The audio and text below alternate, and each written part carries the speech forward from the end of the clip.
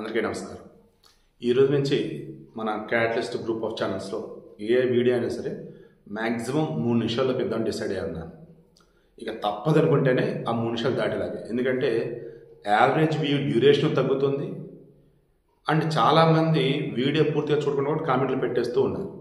So అందుకని నేనే prescribe writing లాగా తగ్గించుకొని బెస్ట్గా మీ ముందుకి కంటెంట్ అనేది ఇద్దామని డిసైడ్ అయ్యి ఉన్నాను. ఈరోజు మొదటి వీడియో అసలు ఊహ కూడా అందదన్నమాట. వెల్జన్ గ్రూప్ అని చెప్పేసి వెలమాటి చంద్రశేఖర్ జనార్దన్ గారు అని చెప్పేసి పెద్ద ఆయన 50 సంవత్సరాల క్రితం పెట్టున్నారు. వెనకాల అటాచ్ చేసి చూడండి. ఈరోజు ఈనాడు మీరు చూస్తుంటే ఈనాడు ఆంధ్రప్రదేశ్ ఎడిషన్ కావచ్చు, గ్రేటర్ హైదరాబాద్ ఎడిషన్ అయినా, తెలంగాణ ఎడిషన్ అయినా ఫ్రంట్ పేజ్ మొత్తం యాడ్ అయింది.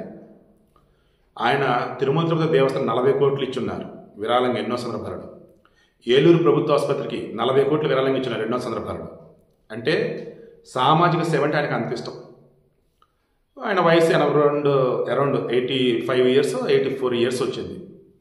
దాన్ని వెల్జన్ గ్రూప్కి సంబంధించేసి డైరెక్టర్గా ఆయన పెద్ద కూతురు కొడుకు శ్రీకృష్ణ నియమించారు రీసెంట్గా. దెన్ చిన్న కూతురు సరోజినీదేవి, ఆమె కొడుకు వచ్చేసి కిలారు కీర్తితేజ. ఇతను 4 కోట్లు వర్తినటువంటి షేర్స్ బదలాయించారు.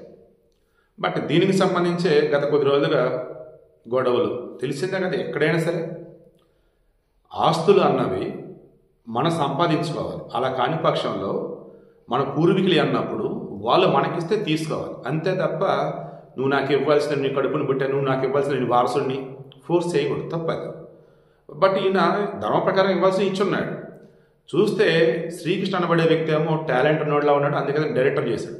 వీడు కీర్తేజ నోడు చూస్తే ఎలా ఉన్నాడు చూడండి, డ్రగ్స్కి అడిక్ట్ అయినోడులాగా ఉన్నాడు. అందుకే వీడికి బోర్డులో ఎందుకులే కొంత డబ్బులు ఇద్దాం, వీడు జాగ్రత్త కాపాడుకుంటాడని చెప్పి షేర్స్ ఇచ్చారు. బట్ వీడు కాదు కూడదంటే మన గురువారం రోజు వాళ్ళ అమ్మతో పాటు వెళ్ళాడు. సోమాజిగూడలో ఉంటాడు ఈ పెద్ద ఆయన. ఆడికి వెళ్ళి తాతతో మరలా ఆస్తికి సంబంధించి పంపకాలు చేయాలన్నట్టు హడావుడి చేస్తున్నాడు. ఈ మూమెంట్లో పాపం ఆయన కూతురు అంటే వీళ్ళ అమ్మ సైకోడ వాళ్ళ అమ్మ పాపం టీ పెడతాం లోపలికి వెళ్ళింది. వచ్చి చూసేసరికి ఇక ఘోరంగా 70 కత్తిపోట్లు ఆయన సౌండ్ విని వచ్చింది. ఈలోపు వస్తే ఈవెన్ కూడా పొడిచాడు. ఈలోపు వేరే వాళ్ళు వాచ్మెన్లు వాళ్ళు రావద్దని బెదిరించాడు. దాంతో వాడు అక్కడి నుంచి పొడిచి పారిపోయాడు. ఆయన పాపం చనిపోయాడు. ఈమె జూబ్లీస్ ఆసుపత్రి ట్రీట్మెంట్ నడుస్తుంది. చివరికి జరిగిన ఇన్సిడెంట్ గురువారం నైట్, శుక్రవారం కేసు ఫైల్ అయింది. దెన్ శనివారం అతను పట్టుకున్నారు. ఈరోజు అందరికీ తెలిసింది.